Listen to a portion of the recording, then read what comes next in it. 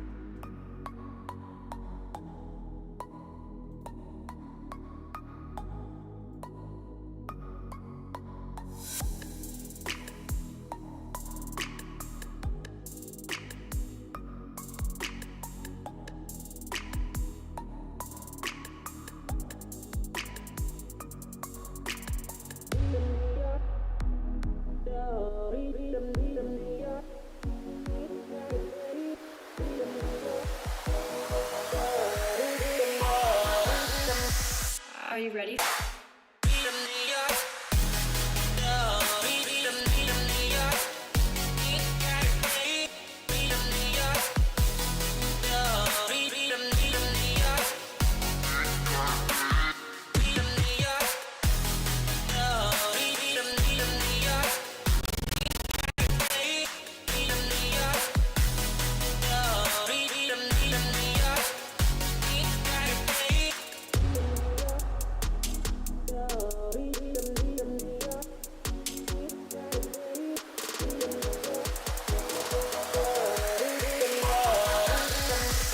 Are you ready?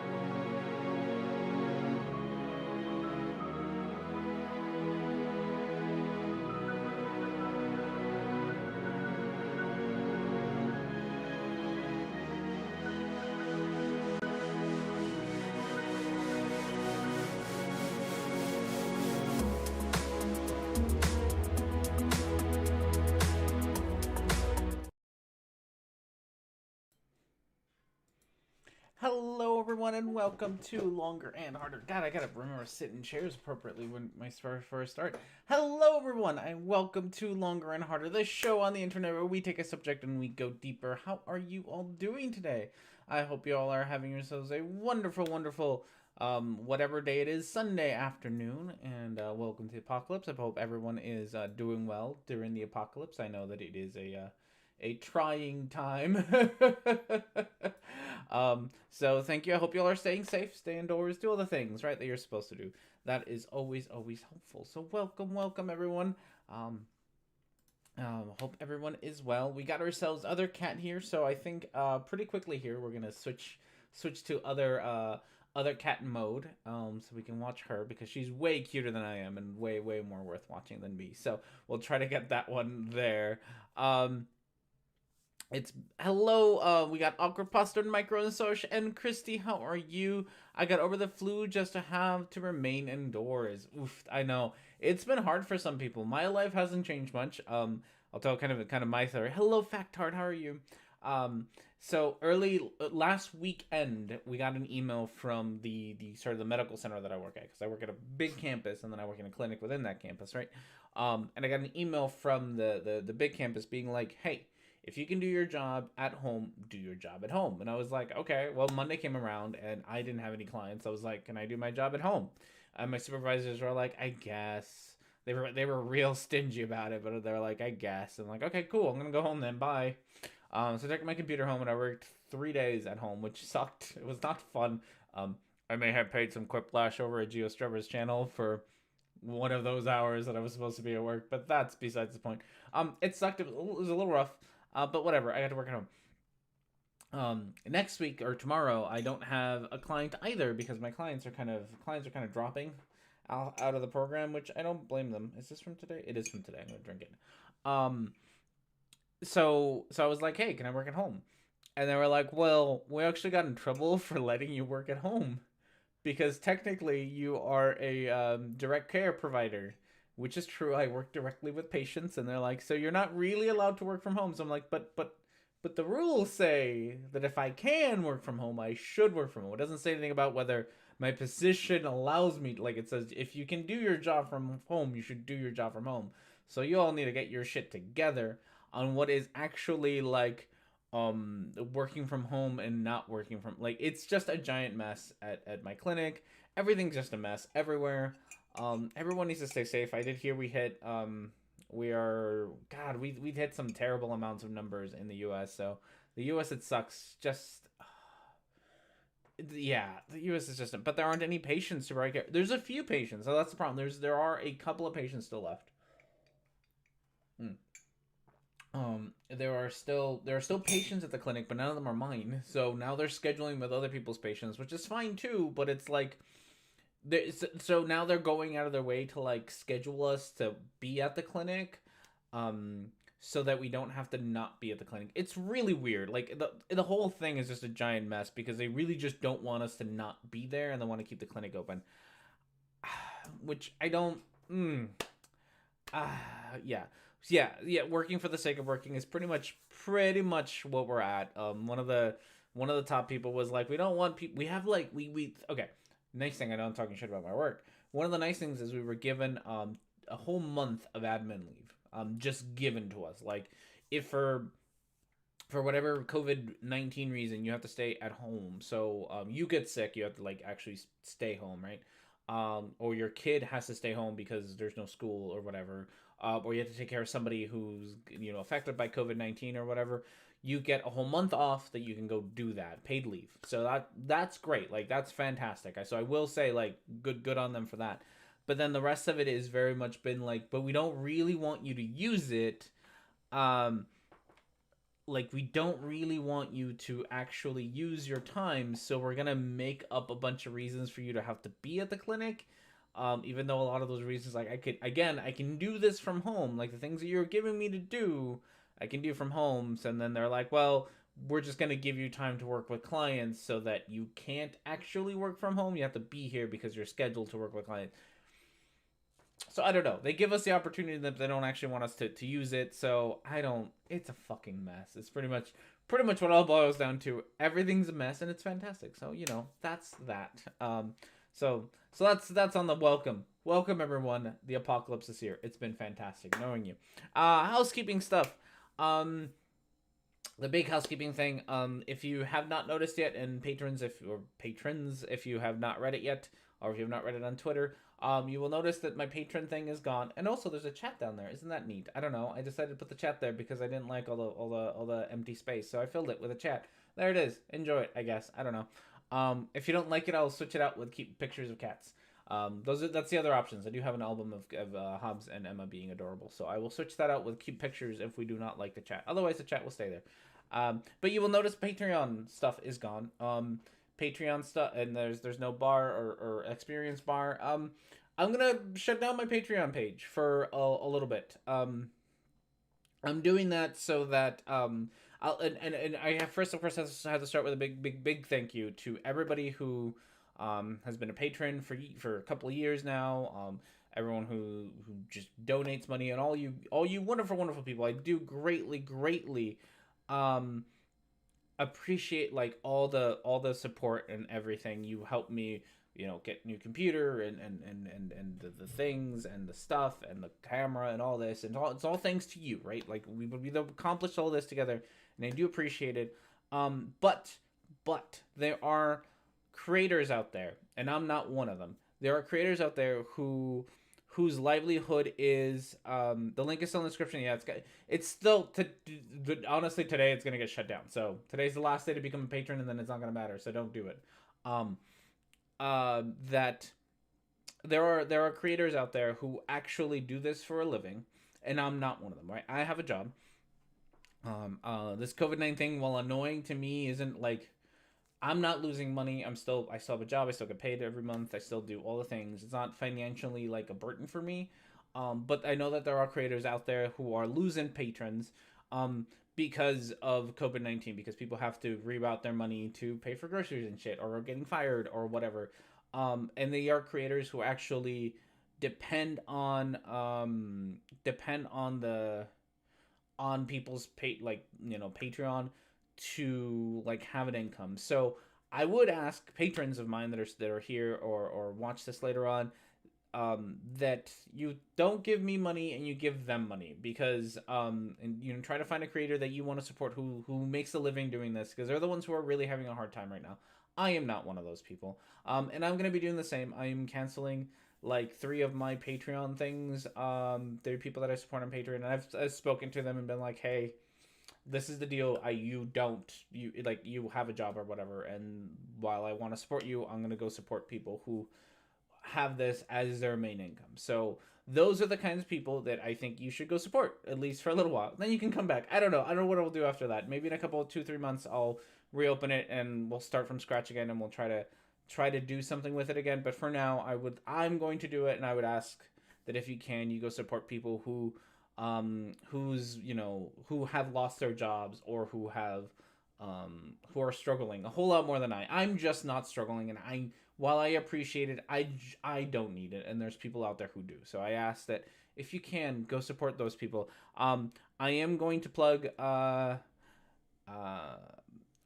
make so I'll plug the people who I think Christy Abbey, there's a good one. Christy Abbey, genuinely one of the nicest people you will ever meet is Christy Abbey. Genuinely one of the most like a genuine nice person that you will ever meet is Christy Abbey. She does interviews on her channel, which are fantastic. I have been on there, which tells you the quality of content that she has. But she has had some really great people. I think she's had Christiosity on there. She's had me on there. A lot of really great people. You should go check out her channel if you haven't. So she's got a Patreon, and she's also a mod, so she will put that link to her Patreon on the thing. Hey, look, I can point at the chat. She will do that for me, right? So that I don't have to try to find it. There's one person. I will also be helping out people like I'm Cult of Dusty. Again, fantastic, awesome individual who most of his money from YouTube and Patreon go to do his animal sanctuary, which is he's fantastic. I wholeheartedly think that you should give him money too. Vadim Newquist, who I'm going to also be helping out a little bit more. Essence of Thought, who I'm also going to try to help out a little bit more. These are all people who I think you should be trying to help out. Again, they actually rely on YouTube and Patreon for income, and not me. So if you can, go give it to them. Patrons, thank you very much. We'll be back in like a couple months. All right. So that's kind of my plug on what's happening with Patreon. So maybe some things to consider to do later on. Don't support me. I'm getting paid for existing at this point. Yeah. So that's what's going on with that. We'll reopen it up in a couple months once things have come down, have sort of changed, right? Obviously super chats are still here. they'll help to buy beer, which I do appreciate help with buying beer, but again, I don't even need to do that. But they'll still be there. You still get boobs. That's still there, but I'm not gonna kind of show myself out as much as I probably should if I wanted to be, a viable channel. Okay, so with that said, we got ourselves beer of the week, and there is Christy Abby's on Patreon. So definitely go check her out. Okay, so we got ourselves a beer, and I love. There's a fridge down here, and it's fantastic. It's my favorite feature of this office. It's super cool. Get grifting, you hack. I know, right? I'm gonna go become a conservative. What's her fucking name? The New Day Rubin lady. I'm gonna go be her and go become like a conservative hack now. Because obviously this is not where the money is. Which is fine. Okay, beer of the week. We got ourselves the Guru, an Indian Pale Ale by Lucky Bucket Brewing Company in La Vista, Nebraska. 7% AVP. Ariel. Yes, Ariel. That's her name. She's a B word. She's a B word. We're gonna go with that. Also, God, I know most of you can't support Lucky Bucket, but Lucky Bucket is still open for pickup, so you can order. I think with them you can order things online and go pick it up, or you can just like go in, but they're not open obviously to like hang out and stuff, but they're still open. And the reason that I say you should support them is because they are manufacturing hand sanitizer at the brewery and donating it to places that need it, so that's fantastic. Same thing with Brickway Brewing Company, both Omaha area. Obviously, La Vista is right next to Omaha, but both great breweries in Nebraska that are really giving back, which is fantastic. I have been really happy to see how well a lot of these companies, like what some of them are doing to help out, and I do love things like Lucky Bucket donating a lot of their donating time and money to do hand sanitizer stuff, and that's fantastic. I do love it. Okay, so is that the lesbian who decided to become a token for the right? That is the lesbian who decided to token for the right, and who hates identity politics, but will gladly remind you that she's a lesbian every time. Nothing wrong with that. Just something wrong with reminding everybody that you're a lesbian when you hate identity politics. It's almost like she doesn't hate identity politics, but will use them whenever possible to grift her grift, right? Okay, so we got ourselves all you IPA lovers out there, dig this. Oh god, this description is also awful. Lucky Bucket, I love you. This description just worse.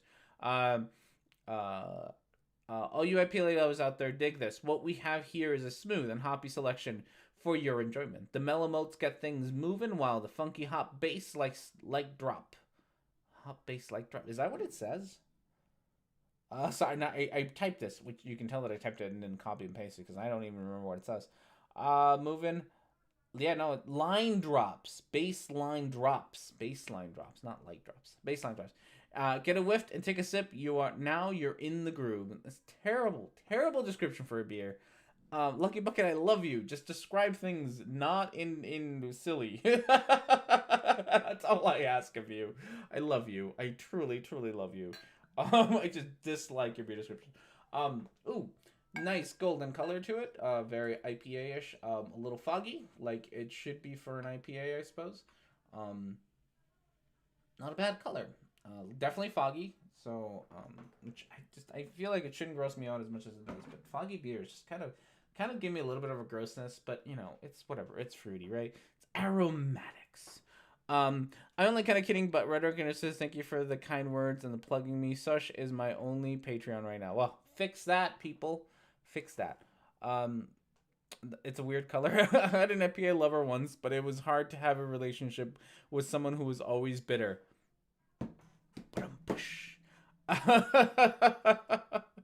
Okay. Ooh, it's got a good nose. Ooh, okay. That's smooth. That is smooth. Oh goodness.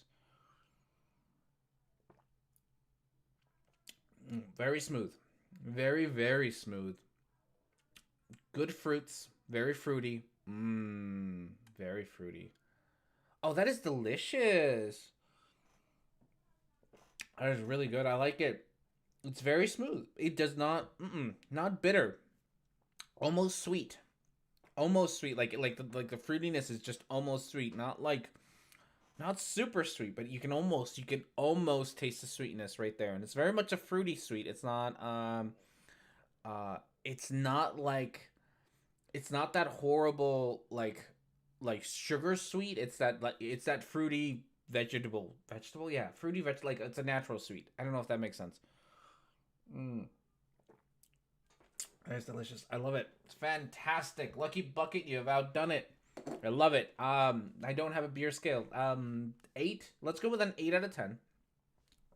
And I only give you an 8 out of 10 because I do prefer my stouts and my darker beers. But for what it is, I think it's fantastic. You got an 8 out of 10. Love it. Fantastic. Okay. Um, sipping hams from a can. What is hams? Hams is a beer. It's a really crappy beer. I don't even want to look it up. I'm sure that it's a really crappy beer, and I want no interest in looking it up. Shosh took me a moment to realize that you weren't drinking ham juice. I was also thinking you were drinking ham juice. Okay, I'm gonna see if other cats stood up, so I'm not sure how long she'll be hanging around, but we'll give her a little bit of a spotlight here. Um, she's been my new desk mate since the couple of days that I worked from home. She was here kind of keeping me company, which is fantastic. So hopefully she'll lay down and stick around a little bit longer. But if not, it's fine. You can also see my screen. Look at that. A little peek behind the curtain kind of thing going on here. Okay. So, with that says, we got ourselves our video menu for today. Our video menu. No, that's notifications. This is what I want. Cloudbot. Do some polls here. Okay, we are set for polls. So, video menu for today is number 1, Abortion by Hannah Williams. She's one of them pretty Christian ladies. 7-Year-Old Transition by Blair White. She is Blair White. You know who she is. Immigration by ARTV. Ooh, you know what that is. No, do you? Yeah, we've done one ARTV video before, I believe. Debunking Evolution by Genesis Apologetics. Stop Dating by PragerU. SJWs versus Sonic by Geekdom 101, and the one that I genuinely hope you'll pick, not gonna lie, Korra Nation by Marty Leeds. We have not talked about Marty Leeds 35, 30 numbered. He's got a number for his name. We have not spoken about Marty Leeds, in a while. He is one of my favorites. Oh, fantastic. So, he talks about the coronavirus, as you can tell by the very punny name in his that he chose. So, with that said, if you would like to vote, all you gotta do is give yourself an upside down eye plus vote plus the number. Instructions on the screen. Where is it here? Instructions on the screen. Vote for the thing that you would like to do. Yes, upside down eye, vote, and then the number, and we will get on that. We have some fantastic content here today. Vote 8. Vote 8 is the best way to waste your vote. 7-Year-Old Transitions is one that I've been wanting to talk about, Christy. It's definitely one. I got, if you haven't checked it out, you should. It's a surprising, so I've lost, and I know exactly why I've lost so many subs in the last week or so. I lost a crap ton of subs due to my video on Rachel, so that's been fantastic. Oh, the cat is leaving us. So if you have not watched my video on Rachel, I do highly recommend that you watch I'm actually very happy with that video. I wish I would have been able to put a little bit more time into it, but I am with what it is. I'm very, very, very happy with it. So from that video, I've lost quite a bit of subscribers, which is not surprising too much. Quite a few heated arguments. Somebody went off on me and was like, "Science says that trans people aren't real because biology, blah blah blah," and it's just the funniest shit ever. Also, if you're watching this and you're one of those people who says shit along the lines of "science says that trans people aren't real," get the fuck out. Like, not just because science does actually acknowledge that trans individuals are real, like whatever that means to be real, right? Acknowledges gender dysphoria. Psychology acknowledges non-binary individuals and the fact that gender is on a spectrum. Biology acknowledges that biological sex. God, that's such a weird word. That sex is also on a spectrum. So if you don't like science, get the fuck out of my channel. Like, this is we do sciencey things here. And so I have found that kind of fantastic that people people on my channel, which people who have watched my videos are such science denialism. It's one, it makes me feel bad because I apparently failed all of you at teaching you how to science, um which is sad. Science better, people who watch my videos. um but if you're just gonna deny science, the parts of science that you don't like, psychology, and that was one of them that I got a lot of, is people were like, um oh no, psychology isn't a real science. If you're gonna deny science because you disagree with it, this isn't the channel for you. We follow science whether we agree with it or not. Like, science tells us the things. It doesn't matter if you agree with it. You are the one in the wrong there. Like, you can't just, we're not quantum eraser here. We're not gonna just pretend that some sciences are authentic or real sciences and some sciences are not. That's a quantum eraser thing to do, and we do not do quantum eraser like things. We follow the science to where it leads us, and currently, it is leading us to the sheer fact that trans individuals exist, and gender dysphoria is a thing, and non-binary individuals are a thing. And sorry, that's what psychology says, and psychology is a science. So, sucks to be you, I guess. Your mom says, my mom says that shit. My sister has a major in sociology and a minor in psychology, and my mom kept saying that her major isn't real. Oof. That can only be rough. Yeah. God. I mean, I have a fucking English major. I have a fake major. I have a fake degree. I have I have a degree in Rhetoric and Discourse, and I can't even spell Rhetoric and Discourse. So it just goes to show you how fake my degree is. Right? It is rough. At this point, I'm really wanting to look at how many more credits I need to get a second degree in psychology, because I would love to. English isn't a real language; it's made up. That's probably true. You're not wrong. Okay, we got about 20 seconds left. The winner is very, very clear. So we probably won't have much of a debate on the winner there.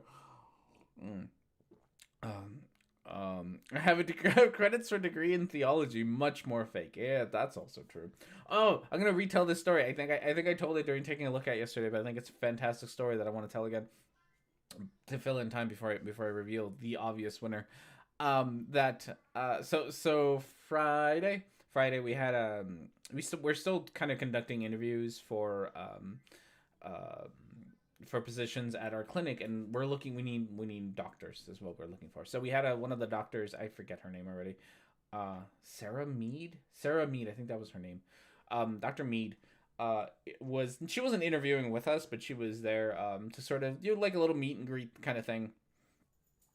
But we obviously can't do meet and greets because we shouldn't be meeting with people and greeting them, right? So we did it all through Zoom and whatnot. And we were sitting there just kind of asking her questions, and she was asking us questions about the clinic, and we were kind of asking her questions about herself. And we got into some like just weird ass questions. But one of the questions that was asked by one of my coworkers, again, God, we all have degrees and shit. And I know that compartmentalizing, or whatever the hell is when you put things in compartments. I can't say that word.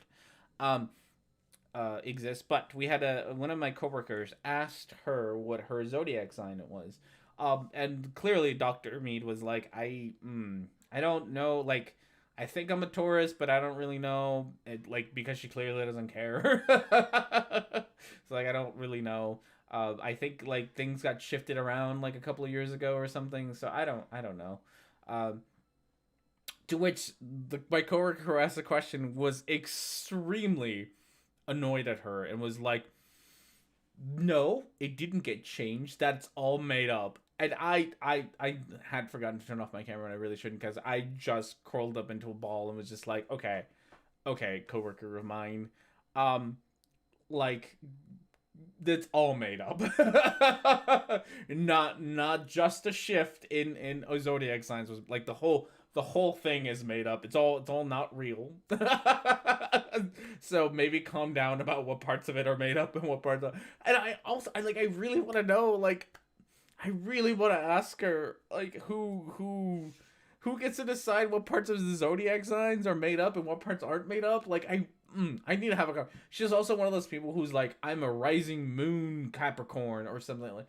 Which I also don't know what that means. I think those what the like a rising moon or a setting. I don't know. Setting rising things and zodiac symbol. So it's all just a mess, but I did kind of enjoy that interaction with that my coworker had with Dr. Mead about it. It was great. It was fantastic. All right, so poll is closed with a very obvious winner of the coronation. Your moon sign is supposed to describe personality. Oh goodness, 80% of you voted for coronation, so we're gonna watch that. Marty leads. It's been forever since we've talked about you, my friend. Man, I miss our interactions. We had good interactions, Marty. I know you hate me, but you know, you and I got along fine for a little while there. I miss you. I miss you, buddy. Because I made like more than one video about you, didn't I? That's probably why you dislike me. Oh, nope, that's not what I want. I want Marty leads. Okay, so we got ourselves Marty's video. We're gonna skip ahead quite a bit because a decent amount of Marty's video here, like the beginning of it, is just like a waiting room thing. Him playing on the guitar, and he doesn't actually get to his point to quite a bit in.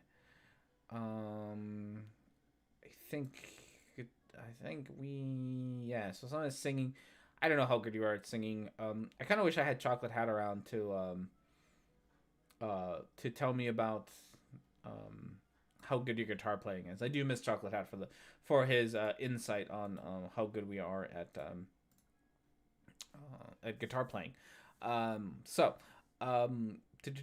I definitely don't know my moon and sun signs.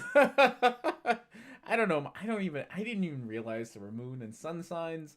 I thought it was just a zodiac thing. I do know zodiac signs more or less. Hey, it's other cat. Other cat. Because I used to watch this anime called Saint Seiya, which you should all watch because it's fantastic. Also, it's terrible. Also, it's fantastic. You should all watch it. I used to watch that as a kid, so I ended up like learning about the zodiac signs because of this anime show, and that's kind of the only that's the only kind of like zodiac signs that I know. Anything else, I'm like super lost at. At one point, in college or right after college, I went to a bar and they asked me like what my zodiac sign was, and I had no clue what my zodiac sign was. It's one of the fish ones. I know that. It's one of the fish ones. It's one of the March, February ones, right? Whichever one that is. And that's what I said. Like, I think it's one of the fish ones. And I don't that's about it. Like, that's about all I know about my zodiac sign. So I kind of like, the bartender kind of gave me a look. I'm like, these are things that I don't care about, so I don't bother to memorize them. Pisces, one of the fish ones. Okay, yes, Pisces. I think I'm a Pisces, right? It's February 27th. I don't know. Someone look it up. I've been told that I'm the fish one. There's two fish ones, aren't there? Two fish. I'm pretty sure there's two fish ones, but again, most of my zodiac's knowledge comes from anime. So, what do I know?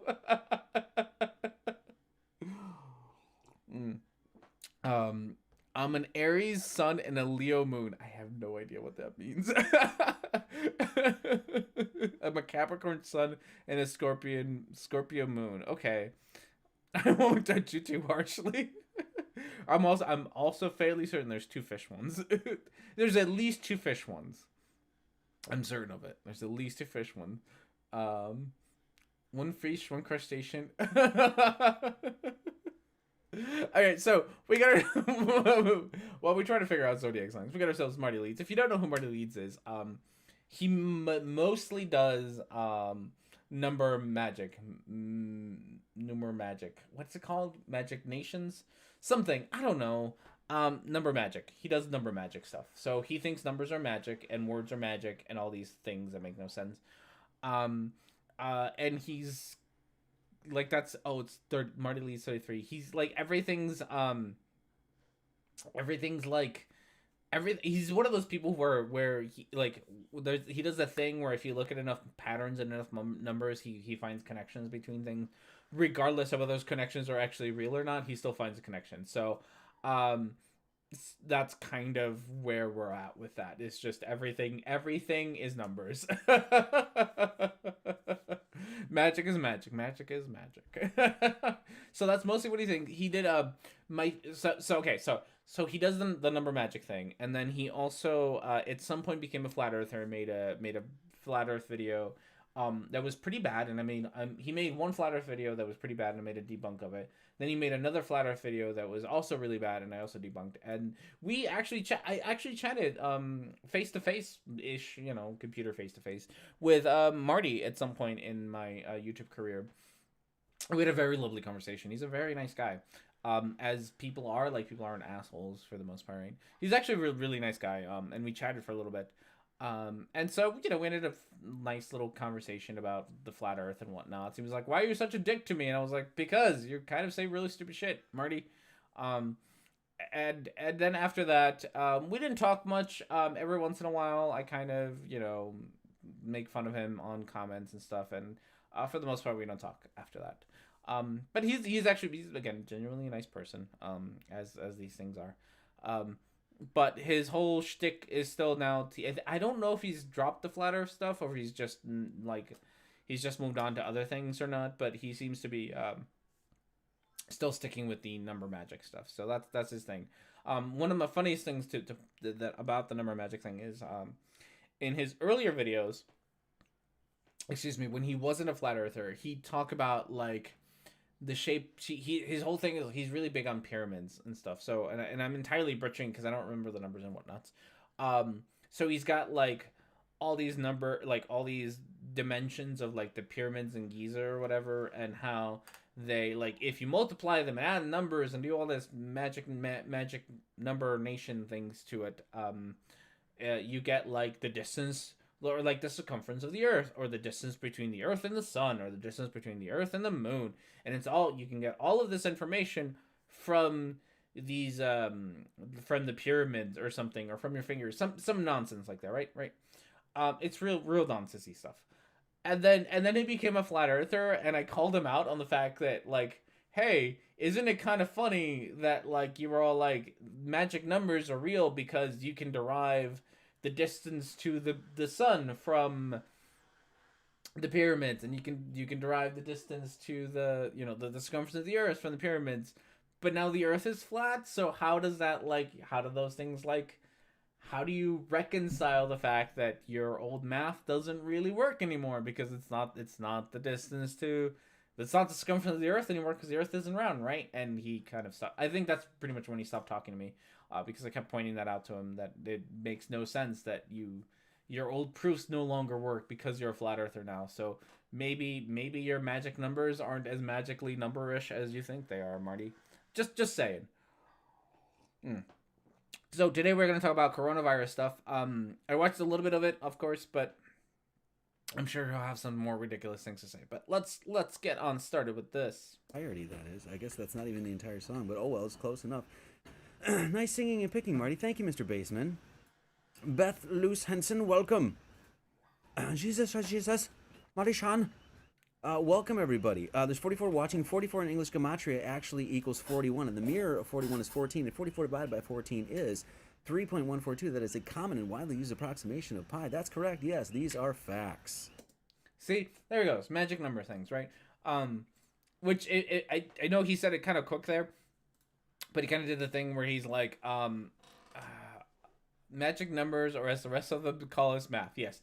So that's kind of what he does, is he does like random math with things, which sometimes there's no real rules to. You just do math until you get the number that you want, which is hilarious, right? Always look for those 666s, those 32s, those 41, anything that's related to pi.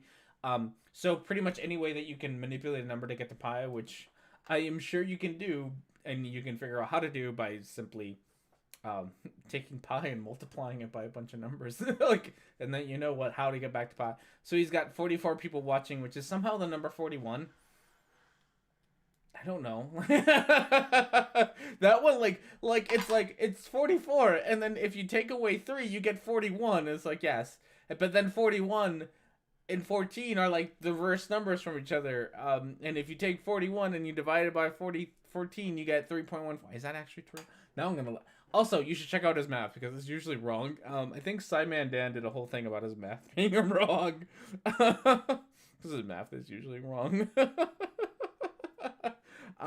What do you say? 41 divided by 14? Is that really? No, that's not an. Wait, I gotta go back. That's not an all. That's not at all 3.14.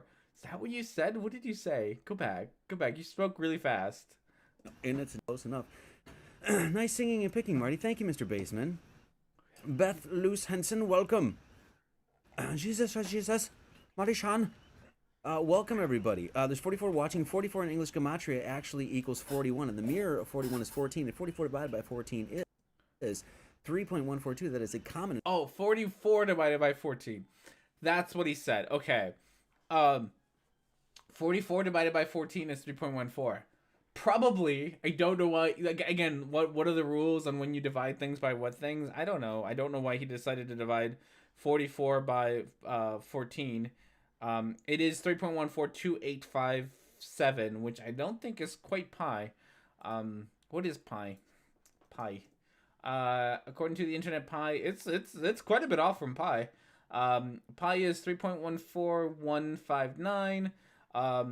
44 divided by 14. Okay, and again, so God, Marty, your number talk is so fascinating, right? Because he's all like, okay, you take 44 and you divide it by 14, you get 3.14.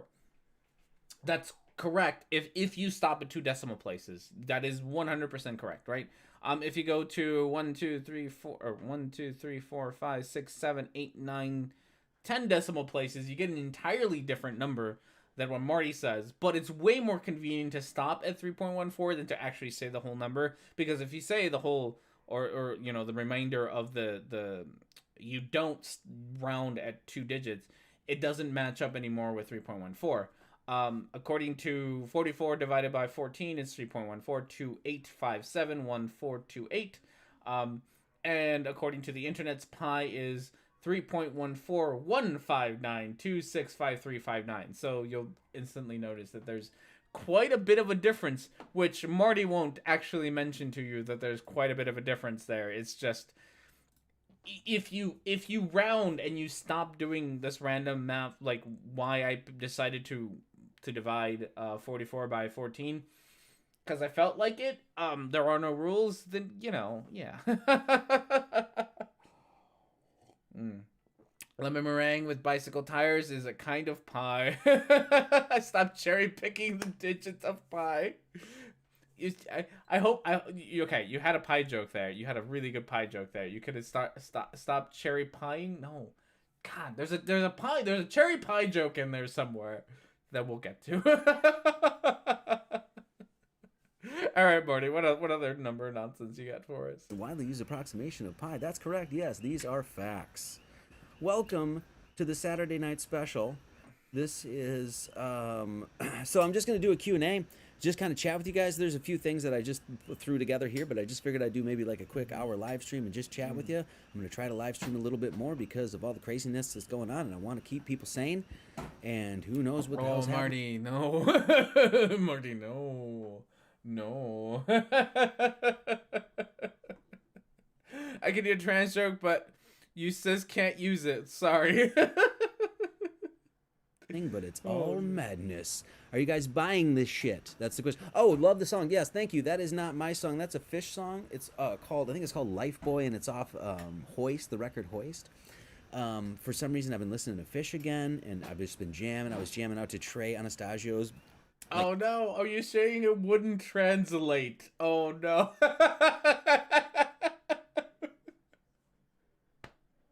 That's pretty good. So now you have you should steal that one, Christy. Just steal it whenever you have either an inappropriate joke or something, and just let everyone know it just doesn't translate. That's all. First solo record after he was in Fish, and that record is really good. And then I was playing Fish Story of the Ghost. I don't know if you guys know that record, but so cool. I feel love Never told you. It's just so great. Yeah. Coronation. Here we go. Corozion. Yes. So Crown Jewels asks, coronation or Corona Zion? Yes. Okay. Let's fucking words. Why do you all find words words are fascinating. I have a fucking English degree. Words are fascinating, right? Like I understand, but they don't have extra meaning. So God, one of the things is my clinic. I swear, I love my job, but sometimes, people were wondering if at my clinic if the fact that it was called the COVID-19 and I know that it's called COVID-19, right? But the fact that the virus is called the coronavirus, which is, I understand that it's not. Don't, biology people, micro, don't yell at me yet. That if it was called a coronavirus, if that was racist, and I don't know how to explain to people that that it's like that it's like, okay, it's not.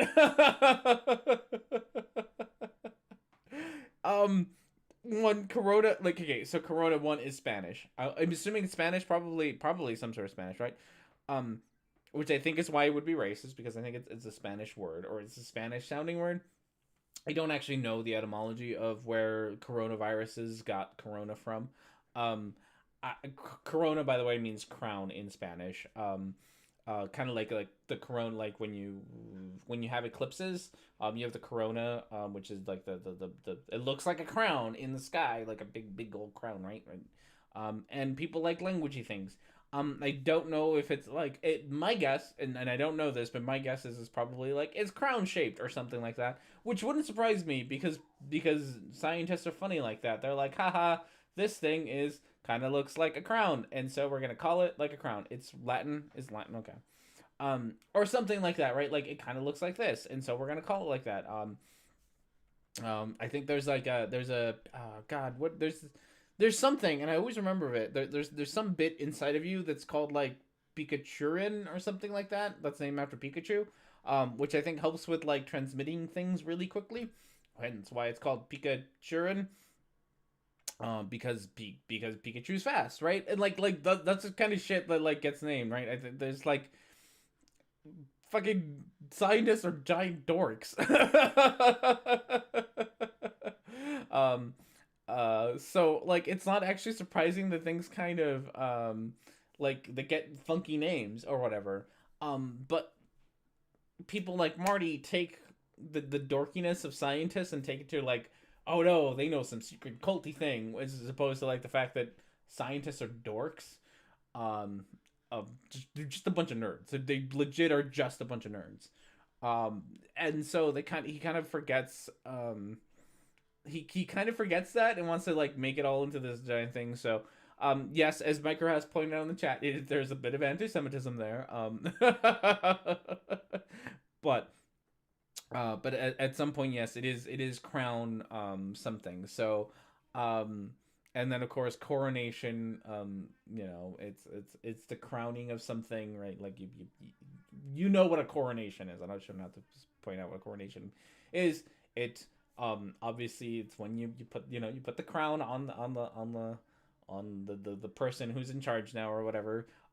That word coronation comes from corona, which is crown in Spanish or Latin or whatever, Romance language you want to pick. So it's not surprising that the word crown has something to do with the word crown, or the word about, the word about crowning somebody has something to do with the word crown. Like, it's not surprising, Marty, that these words are related in any way, shape, or form. I think the COVID part, if I remember right, it's COVID-19 because it was discovered in 2019, right? December 2019. I don't know what the COVID part comes from. I know where the 19 part comes from. That's from the 2019. What does COVID... I don't know what the COVID part means. It's probably something convoluted that I have no idea and I can't know, but the name means this. So the actual virus now is COVID. Oh, God. And I'll talk about Netflix in a second. I literally went on my way to come up with the pun title for my master's thesis. Very nice. I do like that. Hello, Insider. How are you? Hello, Evan Williams. How are you doing today? I hope you're having a wonderful, wonderful day. COVID sounds like a Corvid J's or Corvids. Japan starts with J. Is near China. See, it makes sense. Yes. So that's pretty much that's Marty's whole shtick right there. We have pretty much summed it up. It's word games. He plays word games. It's fantastic. He's, to be fair, he's really good at them. He's really good at word games, but that's all they are, just word games. They don't actually mean anything. COVID just means coronavirus disease. Okay, so it's okay. Well, there we go. COVID-19. So, okay, let's listen to a little more. Sorry, I got distracted by chat. You know, Corona Nation, are you guys buying this? Are you guys buying this? I'm not buying this. What do you guys think? What do you guys think about this? Yeah, it's the reason I want to, before I get into that, I don't even want to talk about that just yet. Hold on a second. Hold on, before we get going here. Stop, Marty. I'm great. How about you? I'm halfway through the latest Take a Look at vids. So much word salad. Yes, all the word salad. It was fantastic. We had some great products. People who are watching the show, no, don't stop watching now, but go take a look at it. Taking a look at. It's a show the Microblogganism and I do every other week, along with GeoStrubber. Smells Like E Minor, the occasional chocolate hat. And very rarely chocolate hat, that we usually take a website and take a look at it and make fun of it, because for spelling mistakes mostly. Honestly, like, we talk about the sciencey bits, but we mostly talk about their spelling mistakes. Which is hilarious because I can't English. Micro is Danish and GeoStrubber is German, so I don't know why you have the three of us making fun of English, but we do. It's great. But also we make fun of the woo. This last weekend, we were tasked to go out and find woo products on Amazon. And we found some good ones. We found a water vibrator or water frequency liner thing that like takes your water and puts it in the line. No joke, like, I don't understand it, but it takes your water and puts it in line. Yeah, that's what it does. I found an organite pyramid with dead bugs in it. What else did we find? Water thing. We found a couple other things that I can't even remember anymore, but I don't go check it out. It's all great stuff. It was a lot of fun to talk to. It was mostly word salads. We read the reviews. We found like Brain Force, but not Colloidal Silver and Brain Force. I forgot about that. Not even Brain Force. It wasn't even like brand name Brain Force. It was God, it wasn't Brain Force. What was it? Some multivitamin that like fixed your DNA or some shit. That it turned, okay, no spoiler alerts. They weren't even selling the thing that they said they were selling. And there's reviews for it. It's hilarious. Oh, and if the FDA needs to shut them down because just fucking nonsense. But yes, it's all around fun times. It makes the water spread its legs. It was great. So all around good stuff. You should check out, take a look at. We have lots of fun every other week talking about nonsense on the internet. Okay, Marty Leeds is doubtful that the coronavirus is real. COVID-19. I really should get in the habit of calling it COVID-19 because that's its actual name. Oh, I forgot about the Netflix thing. There was some dumbass on the internet. God, some dumbass on the internet. So if you don't know, COVID-19 is the name of the virus that we are currently dealing with. Like that's the thing that we have now is called COVID-19. The reason it's called COVID-19 is kind of already explained. It's coronavirus disease 19 because it was discovered in 2019 kind of thing. No, that's the name of the disease. No, stop. What? Okay, you explain it then. But corona's viruses are a thing that we know about. The disease is called that. The disease is called COVID-19. That's the thing we're dealing with now is COVID-19. The virus is SARS-CoV-2. Okay, the virus is SARS-CoV-2. COVID-19 is the disease. My point is that's there's actual names for these things. Coronaviruses or a type of virus. It's not just one. There's lots of coronaviruses. And we've known about coronaviruses for a while now. This, like, coronaviruses aren't new. We've known about that. It's a family. Okay. So we've known about coronaviruses for a while. That they aren't like, we didn't discover coronaviruses last year and then this whole shit started, right? Like, we've known about them for a while. Which is the kind of the important part there, is that we've known them. So one of the things that a bit ago there was, I guess, a episode in a Netflix show or some nonsense from a couple of years ago, like 2018 or even earlier. It might have been like 2016. But there's a Netflix episode of where somebody talks about the coronavirus and how this coronavirus is spreading and killing a bunch of people. And they're talking about this. It's a science fiction show talking about coronaviruses going out of control. Again, coronavirus, like, and so people have found this episode and been like, dun dun dun, turn on the X-Files music, whatnot, because, like, Netflix predicted this shit that this was gonna happen. It's like, no, like, it's not predicting anything, right? Like, saying that a family of viruses may in the future at some point become harmful to human beings, when we already know that these family of viruses are harmful to human beings, isn't really new. Like, it's not, like, it wasn't new then. It wasn't predicting it any more than, like, it's the same kind of, like, predicting stuff that, like, God, what was there's been a couple of other like sci-fi shows are predicting things like tablets, or, you know, being able to, like, have tablets, or cell phones or satellite communication and things like that, right? But that doesn't actually, like, I shouldn't call them predictions, because they're not really making predictions. They're saying, hey, at some point or another, we may get this. A prediction is really, like, more whatchamacallit, specific. Like, you have to actually be specific with a prediction. You can't just be like, hey, at some point we might get sick with coronaviruses, when we already know the coronaviruses are real. SARS-CoV-1 was harming humanity back in 2003 under the name of SARS. So yes, we know that coronaviruses are harmful to humans, so it's not all that big of a leap to say that another coronavirus will be harmful to humans in the future. It's very much so in the like, it's very much like we it's not surprising, is pretty much what I'm getting at. None of us should be surprised by any of this at all. Like, honest, like, the problem with this coronavirus isn't the fact that it's a virus that infects humans or that it hurts humans, is the fact that we're not ready for it.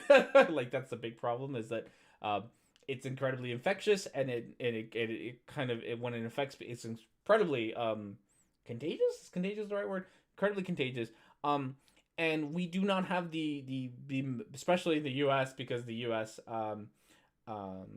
Is shit at hospital things, right?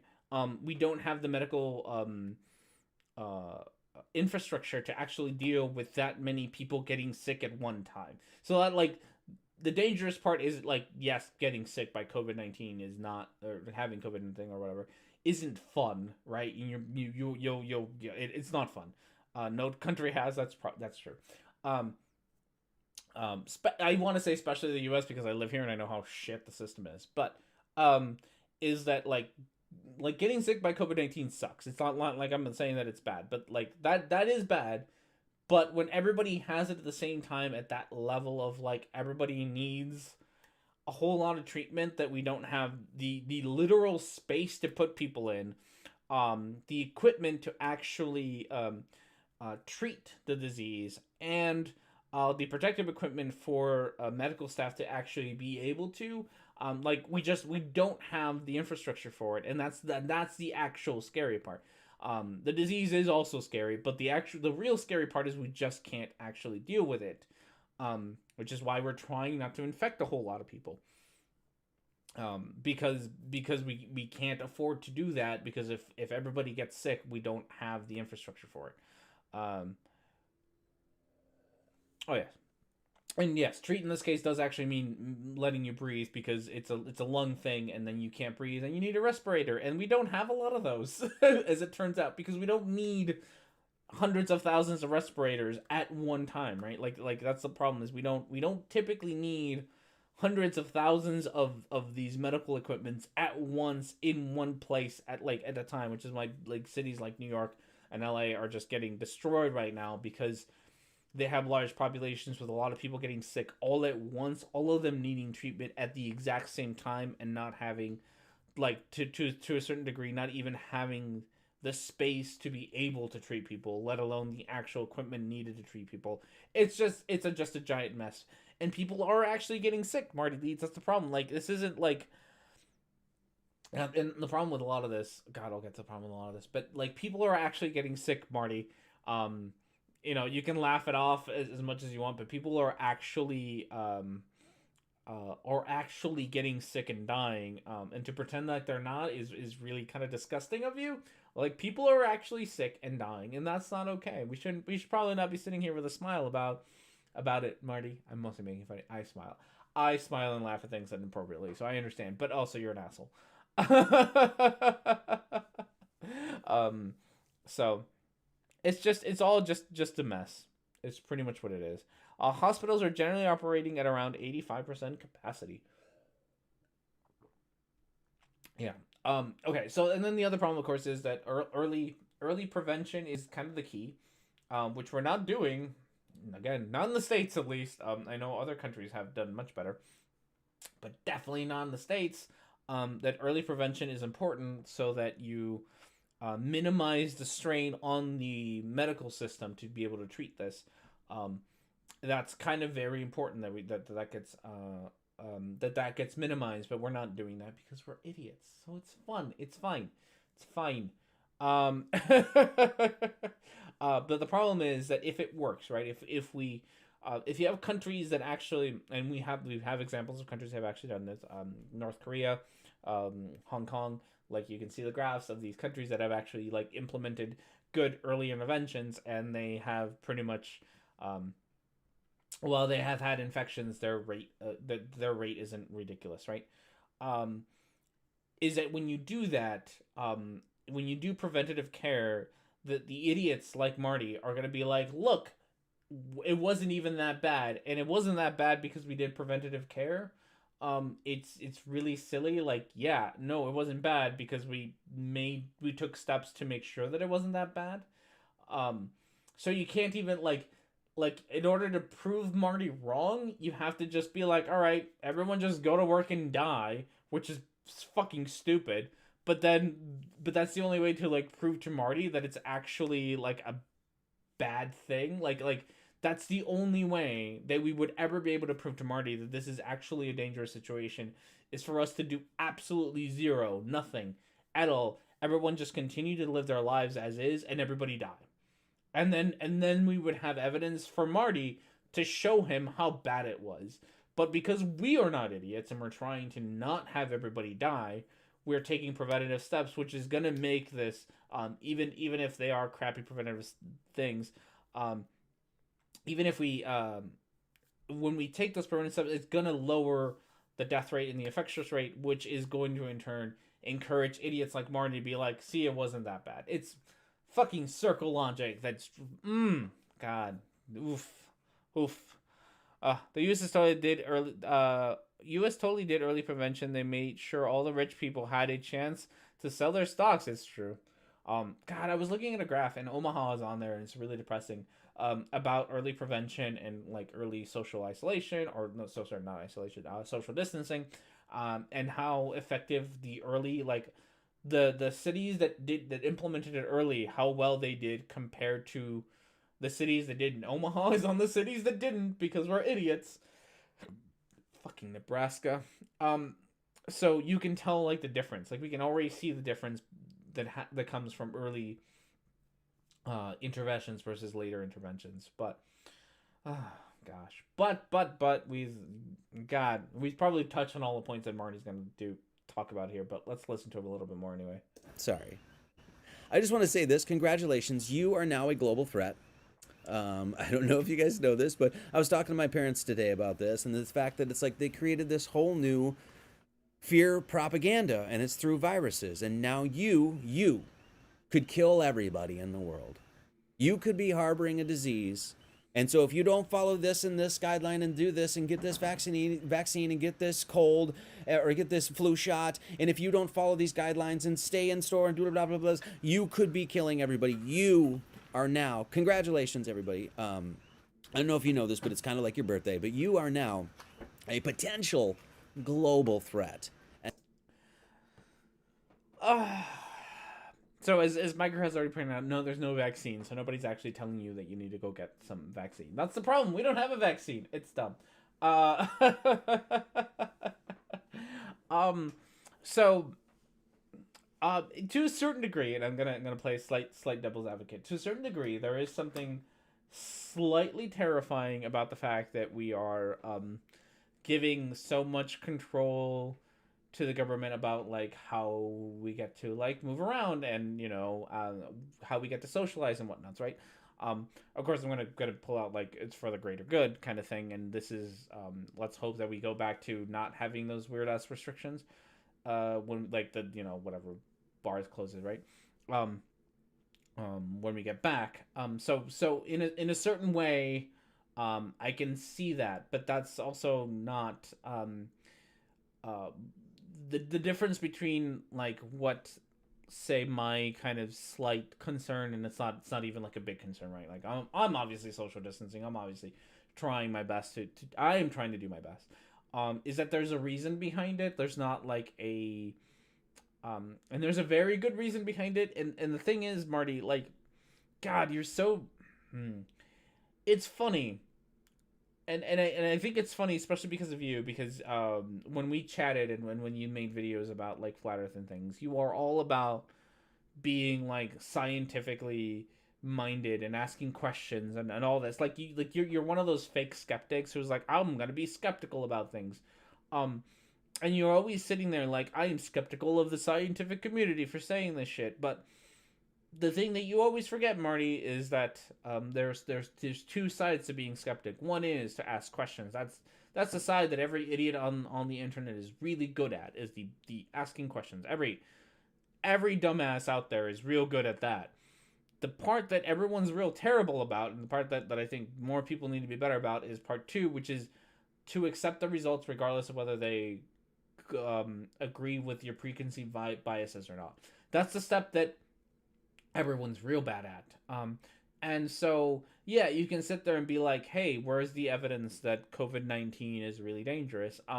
But then when people present it to you, and people present to you things like exponential graphs about the infectious nature of COVID-19, the exponential growth of how many people have been infected in different countries, the myriad of data that's available for you to look at. When people present that to you, to not deny it, but to actually be like, oh, here's the evidence. Maybe I should accept that evidence. That's the part that you suck at, Marty.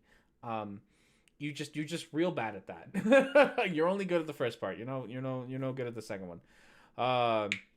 Most of the laws have built-in expiration dates. Good, that's good. I don't actually know what the laws are in. I don't read them. They're dumb. My new channel is gonna be all about special one of existence. What is gonna be the skeptical of the existence of underwear? I like that one. Truth doesn't care about your feelings, which makes sense only if someone is acting like a dumbass. It's true. All right.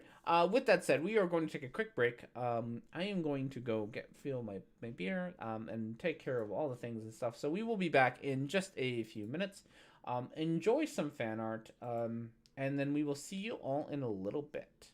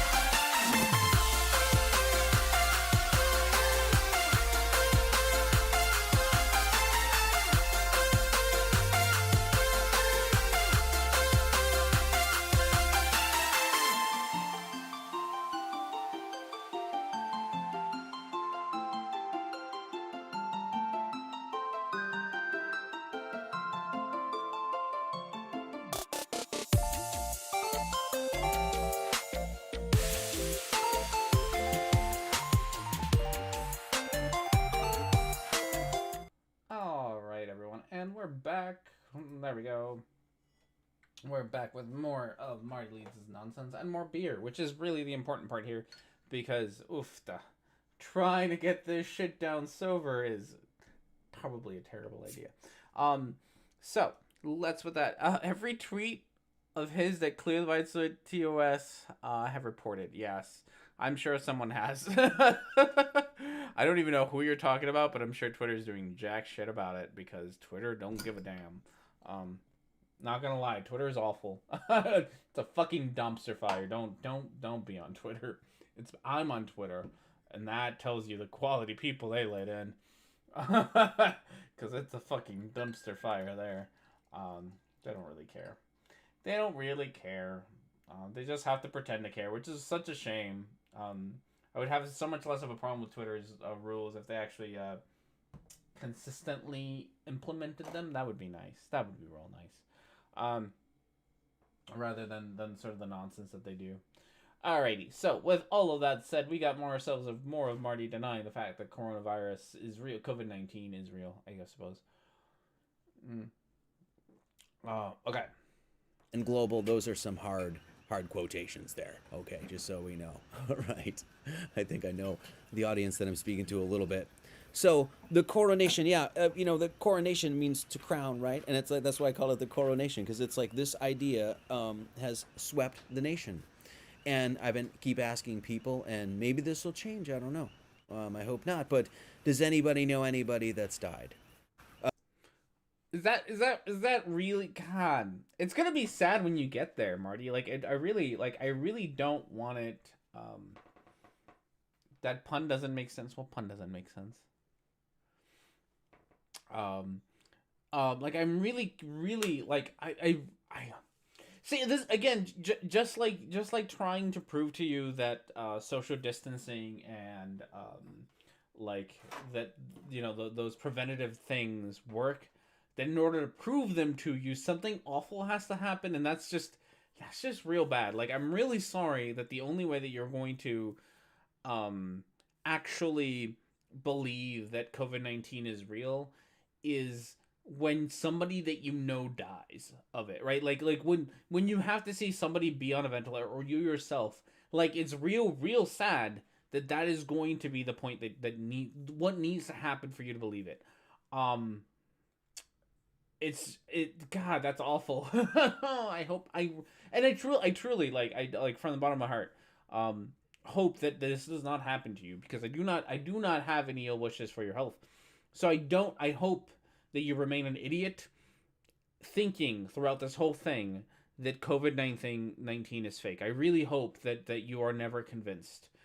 Because if the only way for you to be convinced is for you yourself to get sick, or for somebody that you know to die of COVID-19, I would rather you never know. Honestly, just please continue to be an idiot, and then at the very least you're healthy. But you're still an idiot. It's just sad. And looks like Christy Abbey knows somebody who has died of COVID-19. I've seen people on Twitters. I personally don't know them, obviously, because Twitter is right. But I not doubtful that these things are I don't like the amount of denial of reports that you have to do in order to not believe this to happen is insane. Such a huge denial of this.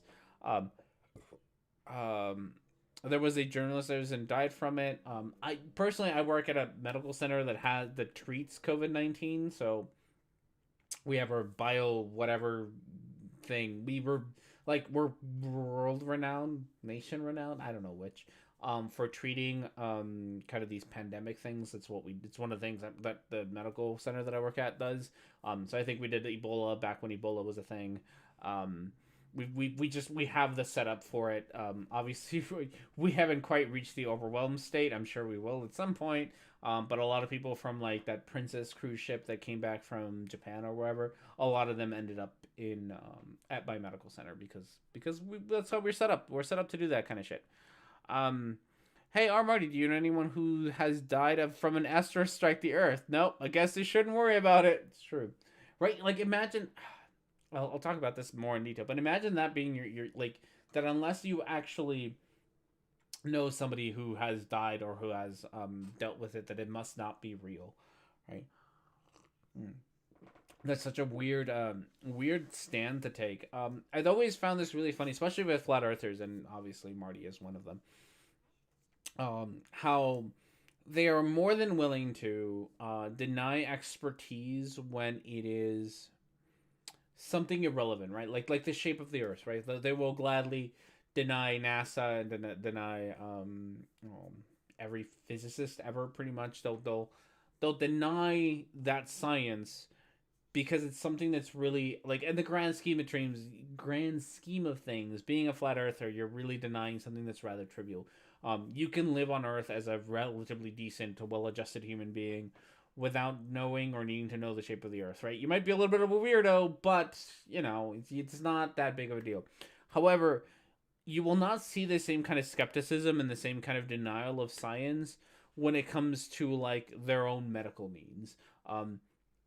You won't see them deny, you'll see them deny physicists up until or the scientific community up until they have brain cancer, up until they need chemotherapy, up until they need to go to the emergency room, and then at that point they're like, yes, give me all the science, shoot it into my veins so that the thing that is broken stops hurting. And Marty is a prime example of that.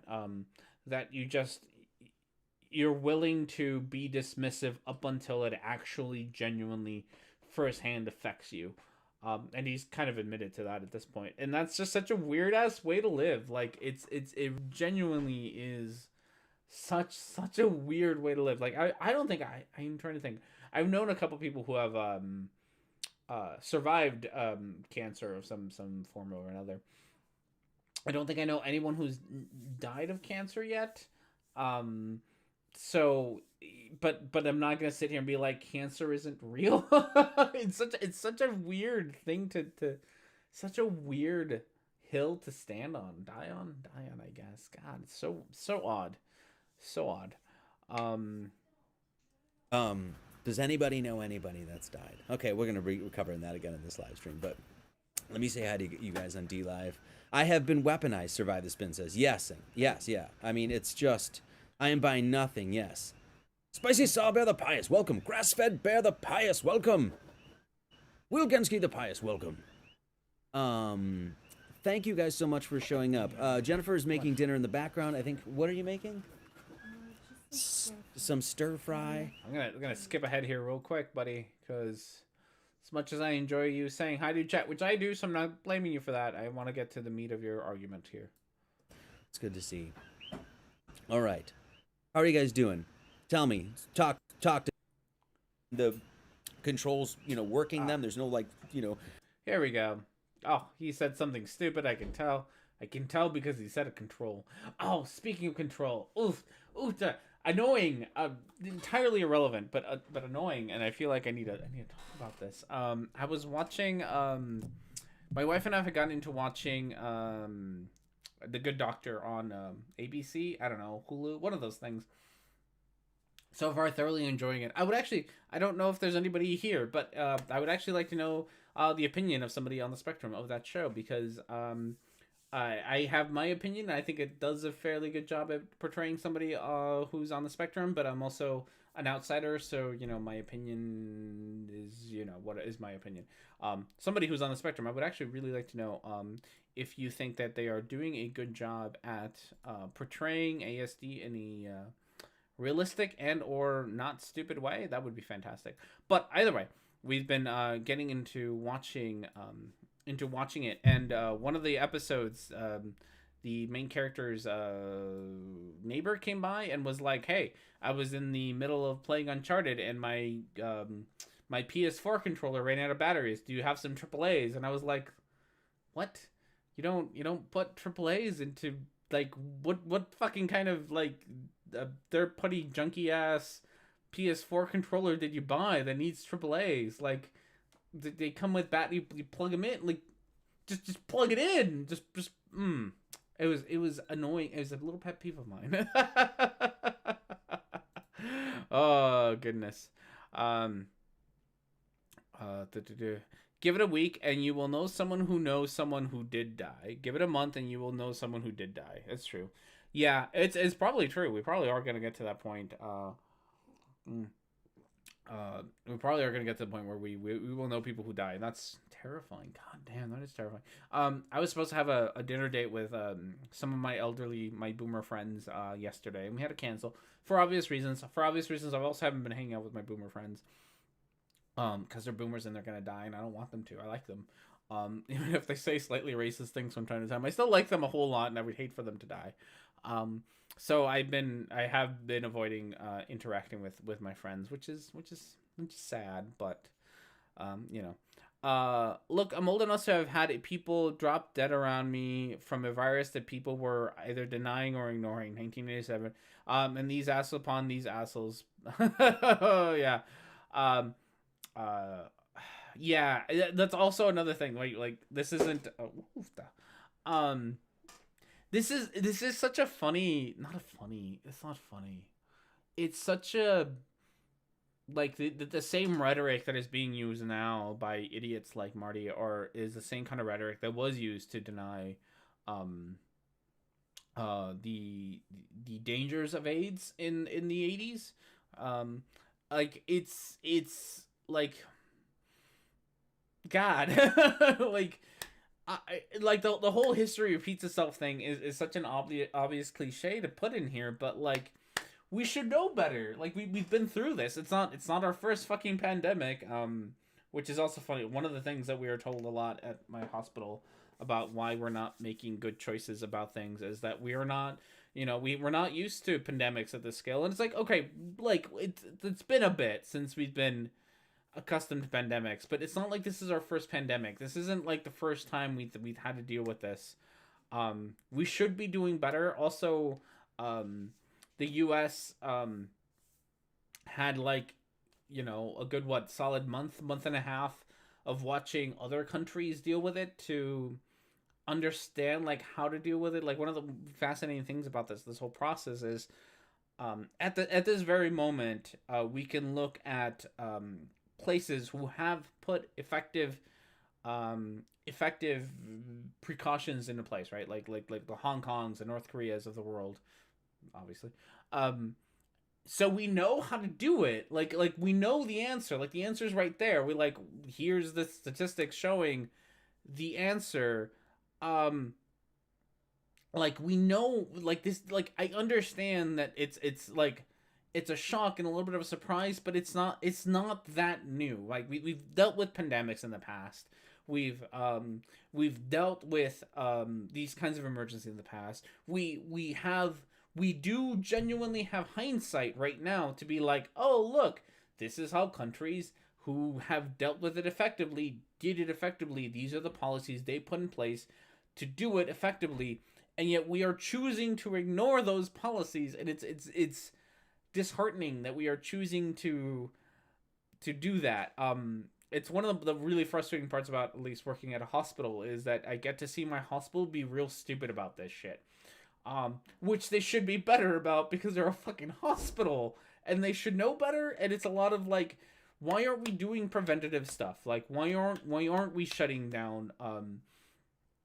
Like my clinic. Like I understand that some of the services that I provide are medically necessary, but at what point, like, emergency medically necessary versus medically necessary are two different things. Like, we can figure out ways, but we're not actually being given the opportunity to figure out ways to do things. We're just like, no, we're just gonna react to things rather than do the preventative stuff that we know works. It's real bad. You had people know who knew what to do, but your government got rid of them. It's true. We did have a nice pandemic team who knew what to do because they've dealt with pandemics in the past, and they got fired. Oh, it's great. So there was an X-Files set in Buffalo, and they said the problem was in Chinatown. We don't have a Chinatown. Oh no. Oh no, that's terrible. By the way, I don't know. Should I say this? How publicly should I say this? But God, what's his name? I should know his name because I've known him for years. the creator of the X-Files, Chris something or another. God, his name's Chris. His name's Chris. I've known him for years. He's a great guy. Fantastic. So if you ever want like an autograph or something, I can't get it for you, but I do know him. I have his phone number somewhere. He's a great guy. He came by. So there's this bug. I think it's a bug. I have to actually look it up. Chris Carter. Yes, there we go. There's this bug that attacks watermelons. I think it's a bug. Now I have to look it up. I don't know, but it makes these really cool rings on watermelons, on like the rind of watermelons that kind of look like crop circles on watermelons. And we found this bug on our farm back when I was like 13, 14 when this happened. We found these watermelons, and Chris Carter got in touch with us. This is how I met Chris Carter. Got in touch with me and my family and stuff to check out these watermelons that had these like crop circle things on them. He wanted to take a look at them because he thought they were really neat. That's how I met Chris Carter. He's a real cool dude. He sent me a really nice bottle of wine for my wedding. It was really nice. Real great guy. He genuinely, I don't know. I interact with him once every few years, but he's been real nice to me and my family for years. Which Chris Carter, the X-Files Chris Carter, the creator, direct writer, I think X-Files guy. But yeah, so he came by and checked out some watermelons. He's real nice guy. But I knew him before I knew X-Files, so it's like I didn't know him as the guy who did X-Files. I knew him as Chris, and then later on I was like, oh, he's the guy who did X-Files. That's kind of cool. And then I've kind of still know him and whatnots, but that's about it. I also met Julia Child that way. Julia Child, who does the cooking stuff, right? She used to come by the farmers market that I worked at when I was a kid. And she was real nice. She was like, this was like right before she died. This was like real early 2000s, like 2001, 2002. I think she died in like 2006, if I remember right. But I knew her like as this like really nice old lady who came by the farmers market all the time, and I used to chat with her and whatnot.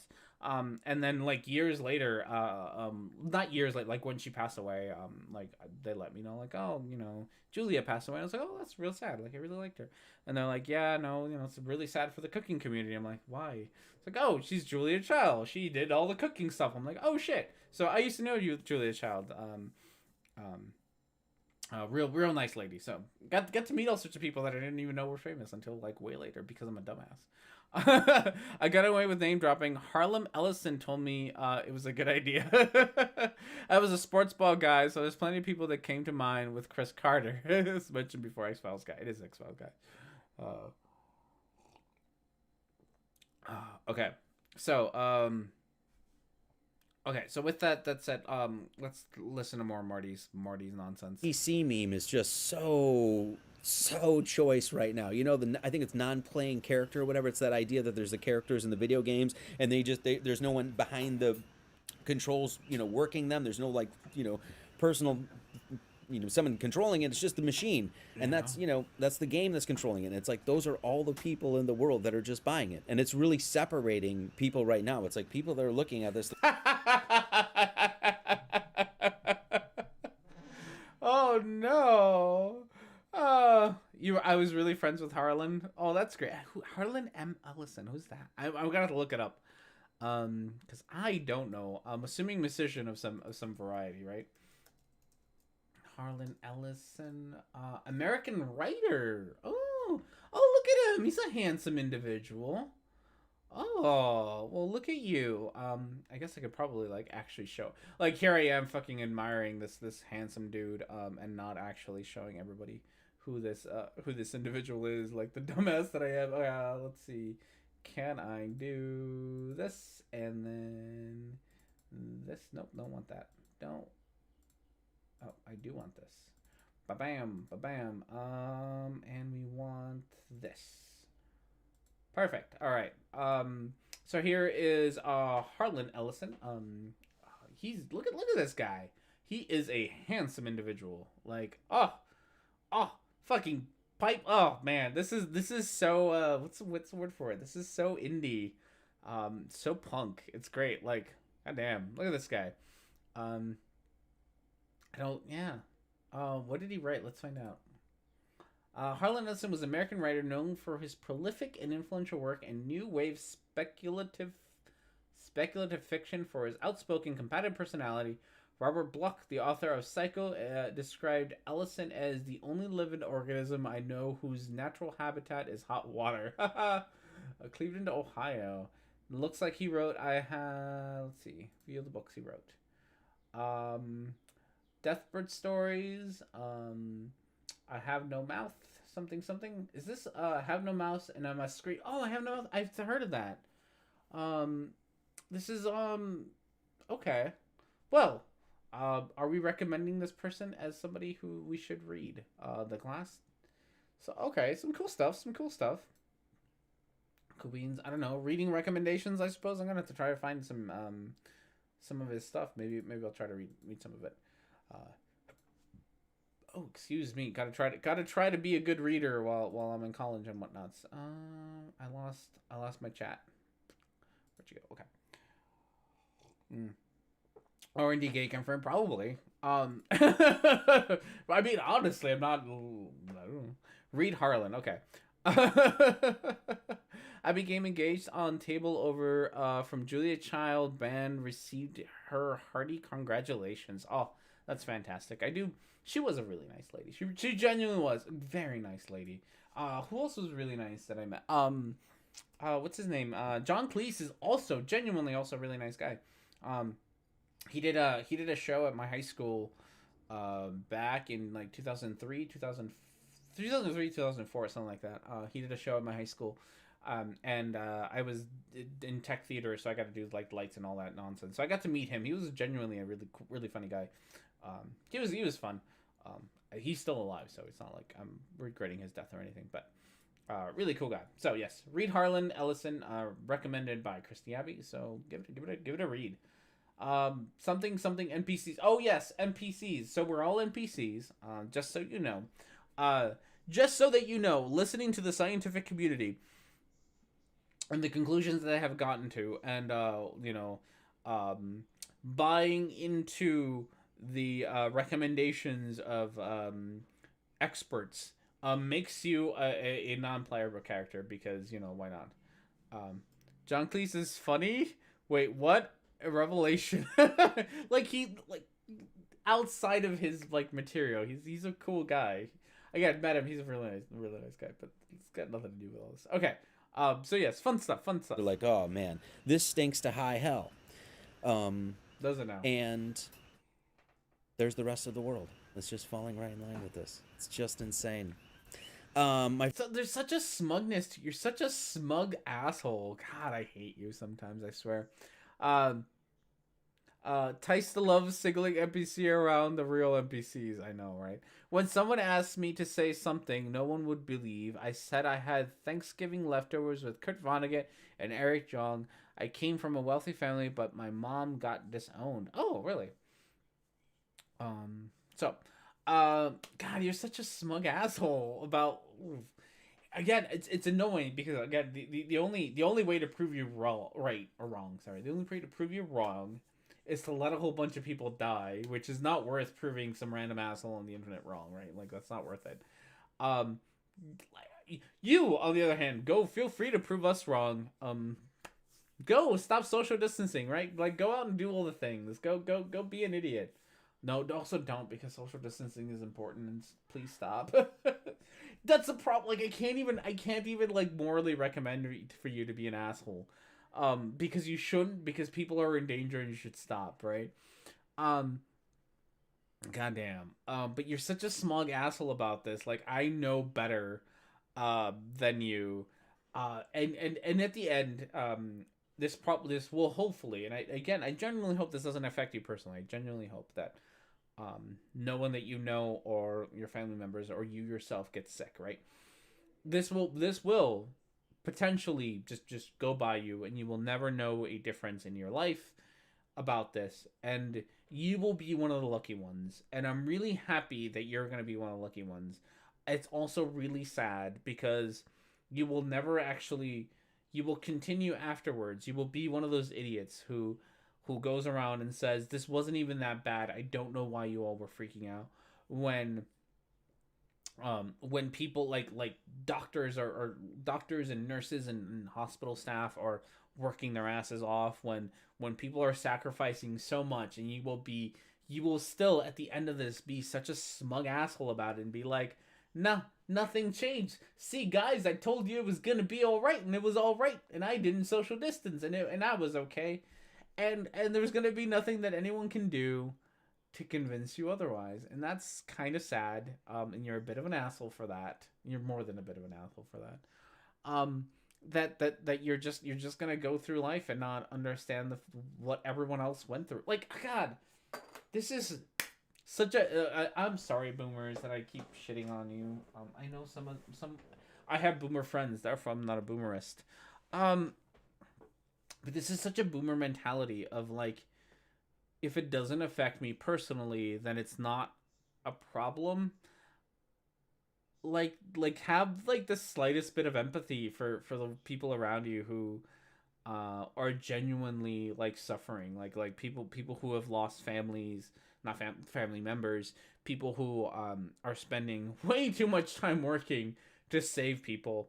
The over like when you talk to nurses and doctors about like the shit that they have to go through and the shit that they have to see while dealing with this pandemic, they do have zero empathy for them, which is just like, just have, Marty, the like most minute amount of empathy for the people who are actually affected by this stuff would be nice. Like, it would be real nice if you could be empathetic rather than just being the smug asshole that you are. But you won't, and you won't learn, and that's sad, and you will continue to promote this stupid nonsense after it's all over, and that's real sad. But, you know, I'll be here to at least call you out on it, if nothing else. Friend sent me a few of these pictures from Canada. I just wanted to show you this. Stop COVID, social distance.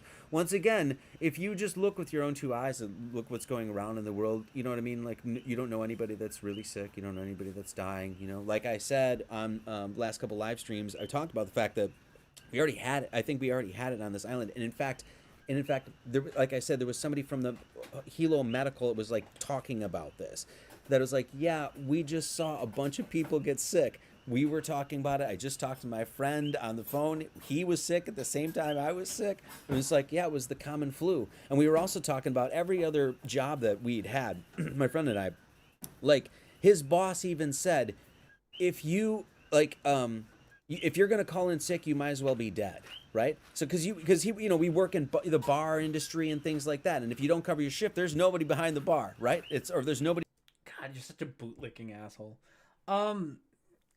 I don't even know how to I'm so glad for you, Marty, that this will not affect your life. I really good for you that this will not affect your life. Like, really great for you. I'm real happy for you. Have a bit of empathy for the people whose life it actually affects, right? Like, have a bit of empathy for whose lives like you're about to talk about wait staff and how they can't call in sick, which is awful.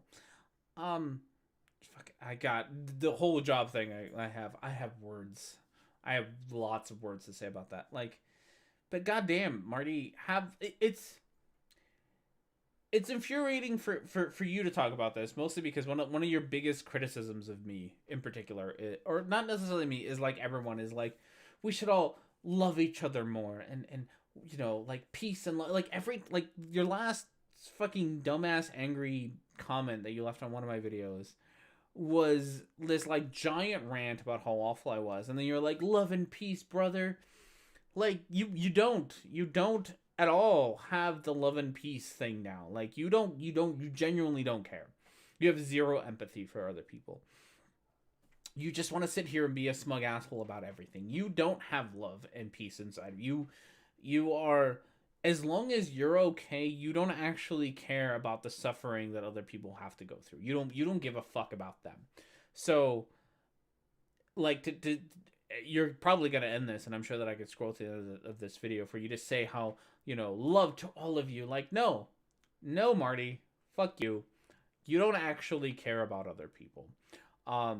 You care about being right in the face of evidence. You care about being a smug asshole about being just a smug asshole about something that you clearly know nothing about. God, we're getting real close to the hand fapping time, but I think we'll keep going and hopefully not get some hand fapping in. Need to wait the tables or whatever it is. So when you're a manager in those positions, a lot of times those people come in sick. Yeah, it's like, and a lot of times in some places that, like, if you can't find somebody to cover your shift and you're still sick, you have to come into work. And that's how it would usually happen in the flu season. Now, what's interesting about this is that a lot of people would end up getting like the flu and stuff like that, and that would build their immune system. Fucking anti-vaxxer idiot tit talking about building up your immune system is, You know? So, just like I said, the clinic just about a month ago or whatever it was, we were all sick. Coughing, headache, tired, there's like lung shit, the nasal, like all this stuff. We all talked about it. Didn't even know the word corona. And then we also talked about the fact that this island is it's a multicultural epicenter. We also talked so that alone. You're gonna say some racist shit. I'm sure you are. Don't go to work sick. I know that isolation is like a privilege, right? Like working from home is a privilege that not everyone gets to have. I entirely understand that. Like entirely understand that. If you can, don't go to work. If you can, if you can get time off, do it. If you can work from home, do it. I understand that that's not what everyone can do, and I don't bemoan you for having to be one of those people who has to go to work. I understand that you still have to pay the bills. It's not your fault that your boss is an asshole who's not letting you take time off to work from home when you don't have to. I entirely understand that, right? If you have the opportunity to do it, do it. If you don't have the opportunity, I'm not going to be I'm not mad at you for that. I don't think you're a terrible person for having to go to work. It's a privilege. It's a privileged position to be able to work from home. And many people can't. And that sucks. It's not your fault. It's the fault of the system that we live in, that you're not allowed to take time off to be able to not spread nonsense. It's the way that it is. Thank you for working. People who have to work, I appreciate you working. Especially all you people who refill the shelves at my grocery store. Thank you. I love you. You are doing an awesome job, and I really do appreciate the fact that you are still going into work so that I can buy food. I like it. Thank you very much. Grocery store people, you are fantastic. You are the real heroes, along with the doctors, honestly, but you are the real heroes as well, because you are still trying to keep things running that need to be running, and I do appreciate all the hard work you put into that, and the fact that you are still going into work knowing that you might get sick, and even some of you who don't get a choice, I'm so sorry that you don't get a choice, but I do appreciate everything that you do. You are fantastic people. I love you. Drivers who deliver groceries to the stores, drivers, all the people who are still keeping the country running on a very basic, like the very basic necessities that none of us ever think about, the fact that people have to show up to work to do this. Thank you very much. Drivers, truck drivers who get groceries to my store, you are fantastic. People filling up stores, people who are still keeping the country running, thank you very much for doing all that. Greatly appreciate you guys. Good job. Okay. Gotta say he is saying something racist. So we got about 6 minutes. We want to get to the racist bit, so we're gonna listen to the racist bit. Because there's a lot of different cultures that are coming here, so there's a lot of different, in other words, there's a lot of different flights from a lot of countries that are coming here just because of that, and it's a tourist. This is, the main source of income for this island is tourism. So we get all sorts of people from India and China all here. He got to the racist bit. He got to the racist bit hidden by the not racist bit, which is annoying because he's not wrong about tourism and keeping people, God, I hate to say this, but you have, there are definitely travel restrictions in place for a reason. It's got nothing to do with the people. It's got to do with the location and not the people. So don't think that people from Asia are the like the you know, it's not the Chinese virus. Fuck you if you say that, right? Uh, just don't think. It's weird how no one ever mentioned the researchers working their asses off to cure it and develop a vaccine. That too. Also, researchers. There's so many people working real hard on this. Like, there really are. I could have a list. I'm sorry that I don't get there, but I could have a list of all the people who are working real hard on all the real cool things that are making life continue to move on in modernity. And you are all awesome. Okay. Um. But, so yes, travel restrictions. It's got to do with the place, not the people. It doesn't have to do with the fact that someone from China came to your country. It's got to do that they came from China, not that they are Chinese. So an American coming from China is just as much of a problem as a Chinese individual coming from China. It's the location because it's the virus getting, not the actual race of the person or the country of origin that matters. God, if I hear one more person say China virus, I'm gonna punch them. I am at the punching of people stage of life. So I'm not actually surprised that Marty got to the racist bits because it's Marty. Marty is being a thing. Marty is being a thing. With that said, I think we're gonna end on racism because why not? God, this show always ending on the good stuff, right? Oh, hello, buddy. What's all the yelling about? Hobbs is yelling outside the door. Okay, so with that said, we are going to end the show here. Let's see. Do we have a screen for this? So thank you very much, everyone, for being here. I do truly appreciate you all being here to watch my nonsense every week. Always pushing it out. Why not? Quick notes about things if you haven't watched. If you just got here late. Notes about life and things, things that I want to promote at the end of the show because I think you should do this. One, if you are a patron and you have not read my message to patrons, my Patreon page will be going down probably today or tomorrow. Big thank you to all my patrons. I do greatly appreciate all that you have done for this channel and for me. We have improved everything thanks to you, and I do greatly appreciate it. I'm not doing this. I am shutting down my page so that hopefully I can ask my patrons and anyone else who has considered supporting my channel to go and support channels that actually rely on YouTube and Patreon as their incomes, to go support them because they are the ones who need it more than I do at the moment. I still have a job. I still get paid. I don't do this for my income. I do this for funsies. So please go support them. And well, again, let you know, you should go Christy Abby's channel, which I will try to put these, but I will forget. I will try to put these in description and whatnot. But go support Christy Abby's channel. She's got a Patreon. She's got a channel. Go support her. She does some fantastic content. Dusty Smith of Cult of Dusty, fantastic YouTuber, does some great streams. Very good content. If you can, go support him. Vadim Newcrest, please go support Creationist Cat. Fantastic content as well. I will throw this out for any artist out there that you know that relies on commissions or relies on Patreon for support.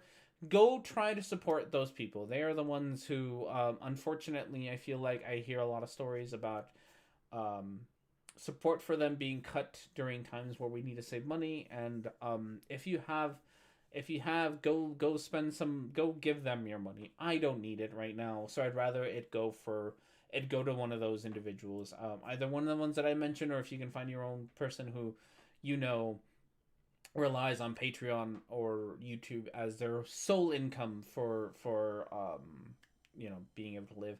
Go support them. They definitely need it more than I do. So I'm gonna stop my Patreon page for a couple of months, just to, you know, to try to help out. And I'm gonna do the same. I have my own kind of priorities. I'm gonna cut. I know I've already spoken to these people. I'm gonna sort of stop some of my patron support for some people to funnel it towards people who I know need it far more than they do and far more than I do. So if you're a patron and you're still here, please go check them out. I'd greatly appreciate your use if you can, to support those individuals. With that said, stay safe, socially isolate if you can. I am not mad at you if you still have to go to work. I understand because I still have to go to work.